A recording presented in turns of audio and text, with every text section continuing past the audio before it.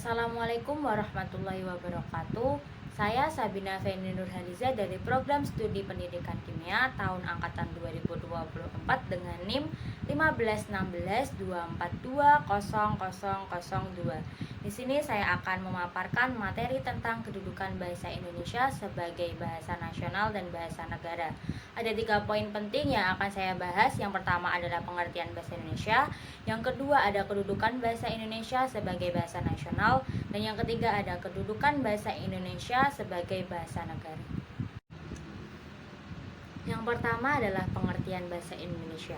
Bahasa Indonesia merupakan bahasa yang sangat penting di wilayah Negara Kesatuan Republik Indonesia. Dilihat dari kedudukannya dalam khazanah berbangsa dan bernegara, pengertiannya terbagi menjadi 2, yaitu sebagai bahasa nasional dan sebagai bahasa negara. Yang kedua adalah kedudukan bahasa Indonesia sebagai bahasa nasional. Hal ini didasari oleh Sumpah Pemuda pada tanggal 28 Oktober tahun 1928, yaitu pada butir ketiga, yang berbunyi, "Kami putra dan putri Indonesia menjunjung tinggi bahasa persatuan, yaitu bahasa Indonesia." Kemudian, apa peranan bahasa Indonesia sebagai bahasa nasional? Ada 4 poin. Yang pertama adalah sebagai lambang kebanggaan nasional. Yang kedua, sebagai identitas nasional. Yang ketiga adalah alat perhubungan antar budaya dan antar negara. Dan yang terakhir adalah alat pemersatu bangsa. Baik, dari 4 peranan tersebut, saya akan membahasnya satu persatu. Yang pertama adalah lambang kebanggaan nasional. Artinya adalah bahasa Indonesia mencerminkan nilai-nilai sosial budaya yang mendasari rasa kebangsaan bangsa Indonesia. Contoh penerapannya adalah dengan menggunakan bahasa Indonesia dengan baik dan benar. Yang kedua adalah lambang jati diri atau identitas nasional.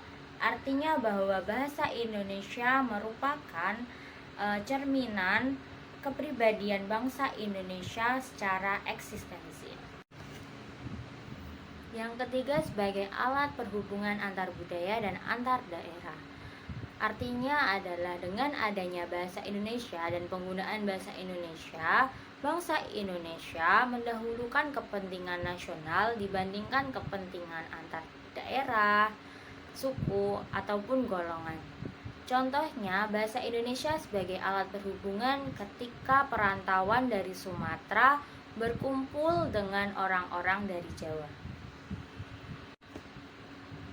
Kedua belah pihak memiliki bahasa masing-masing, namun untuk menjalin komunikasi dengan baik, mereka menggunakan bahasa Indonesia.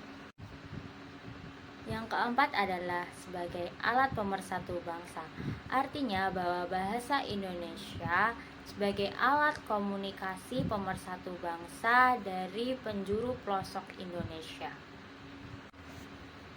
Contoh penerapannya adalah ketika masyarakat dari berbagai latar belakang budaya dan bahasa yang berbeda-beda berkumpul menjadi satu dalam satu tujuan, yaitu menolak terorisme.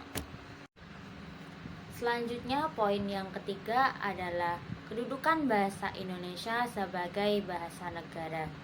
Hal ini didasari oleh Undang-Undang Dasar 1945 Bab 15 Pasal 36 yang berbunyi, bahasa negara adalah bahasa Indonesia. Kemudian, peranan apa saja bahasa Indonesia sebagai bahasa negara? Di sini ada 4 poin. Yang pertama adalah sebagai bahasa resmi negara. Yang kedua, sebagai bahasa pengantar resmi di lembaga-lembaga pendidikan. Yang ketiga, sebagai bahasa resmi dalam perhubungan tingkat nasional.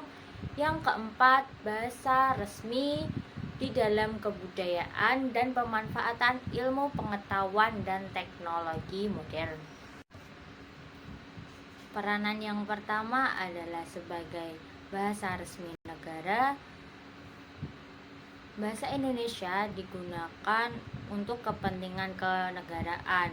baik lisan maupun tulisan seperti pidato-pidato kenegaraan, dokumentasi resmi negara, sidang-sidang yang bersifat kenegaraan.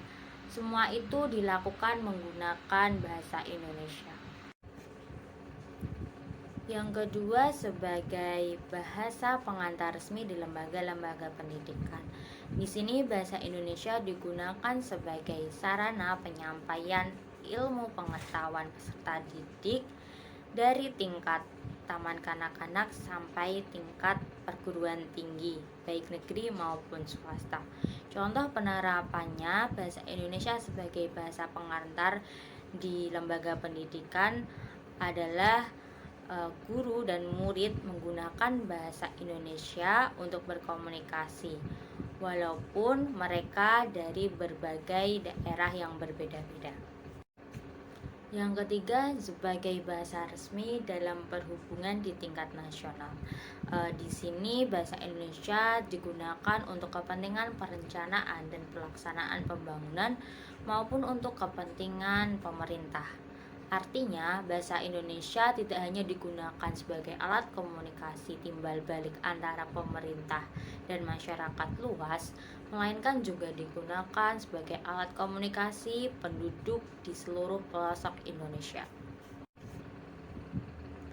Poin yang terakhir atau poin yang keempat adalah sebagai bahasa resmi di dalam kebudayaan dan pemanfaatan ilmu pengetahuan dan teknologi modern. Artinya bahwa bahasa Indonesia digunakan untuk mengembangkan dan membina iptek dan kebudayaan nasional sehingga memiliki ciri khas yang menandakan satu kesatuan negara Indonesia dan bukannya kedaerahan. Contoh penerapannya sebagai pengantar dalam pengembangan ilmu pengetahuan bisa dilihat dari jurnal-jurnal ilmiah. Jurnal ilmiah yang diterbitkan di Indonesia mesti ditulis menggunakan bahasa Indonesia dengan baik dan benar. Baik, itu saja materi yang bisa saya sampaikan. Kalau ada kurangnya saya mohon maaf. Terima kasih atas perhatiannya. Wassalamualaikum warahmatullahi wabarakatuh.